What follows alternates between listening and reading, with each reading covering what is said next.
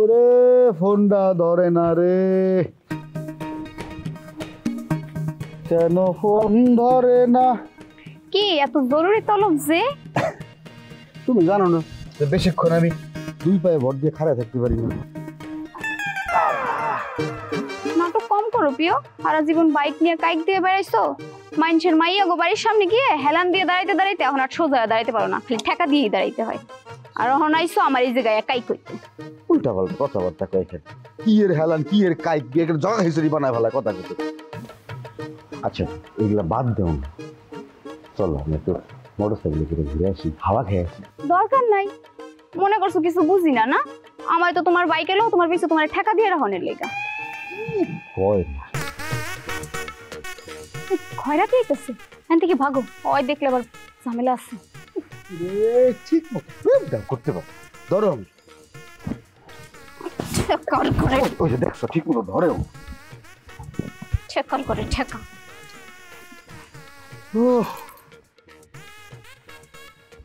তাড়াতাড়ি যাও। যাইতেছি।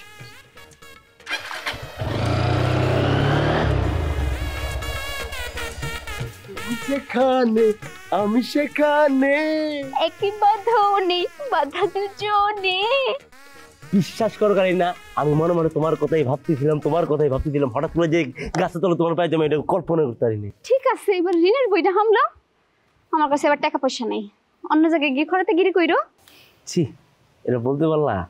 আমি সারা বিশ্ব খরাতি করতে পারি, সারা বিশ্ব ঋণ করতে পারি, তোমার কাছে তো আমি টাকা ঋণ করবো না। তোমার কাছে ভিক্ষা চাবো আমার ভালোবাসা, দান্দা করবো প্রেম। ভালোবাসার মায় মইরা গেছে কয়দিন পর 40 খায়া যায় আইসা। বুঝছি রাগ করলেও আমি তো এটা কিনে দেবো তোমার। হ্যাঁ কলা একটা সেটও করে দিও, সুন্দর দেখা কি সুন্দর লাগবো। আবার হাতের আবার বালা কম থাকবো, কিনলে ভালো হবে। এখন কই যাবি রে মা?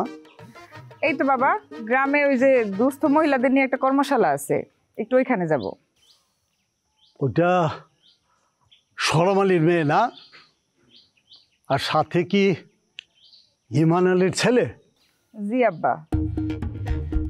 কি যে দিন পড়ছে, পোলাপানগুলা একেবারে নষ্ট হয়ে যাইতেছে। আদব নাই, লেহাজ নাই, দেখলে পরে সালাম পর্যন্ত দিতে চায় না। কি করবো আব্বা, এখন যুগ অনেক পাল্টাইছে না, তোমার সময় তো এখন আর নাই। এখন অনেক কিছু দেখাও না দেখার ভান করে থাকতে হইব। না রে মা, এগুলো পারিবারিক শিক্ষার অভাব। কই তুই তো বদলাস নাই। আরে দূর বাবা, বাদ দাও তো, চলো আগে যাই। জলিল না ধরে ধরে নাই মামা কেন ভালো। জলিল, ও জলিল, টাইম নাই। আরে হুনো না ভাই, যা কবি শর্টকাটে তাড়াতাড়ি কর। আচ্ছা তুমি যেরকম আটকা কাম কুকাম কইরা জেলে যাও গা, আবার আটকা ফিরা হো, এর কি কোনো জীবন? আবার লেকচার। লেকচার না, বাস্তব। আচ্ছা তোমার কি মনে হয় না যে সবকিছু ছাইরা ভালো হয়ে যায়? কাউরে জীবন সঙ্গী কইরা সারা জীবন কাটাই। আসলে আমারও অনেক মন চায় যে আমি সবকিছু ছেড়া ছেড়া ভালো হয়ে যাই, প্রেমে পড়ি।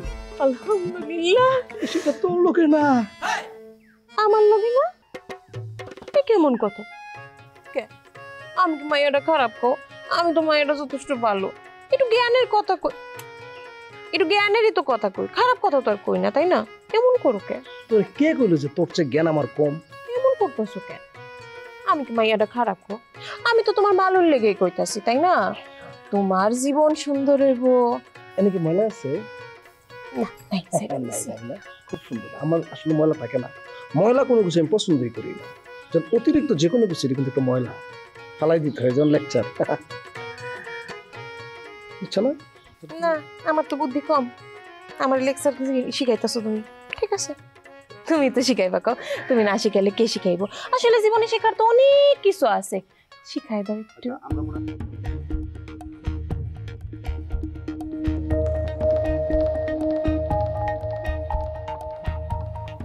ওটা কেরামতের মেয়ে না?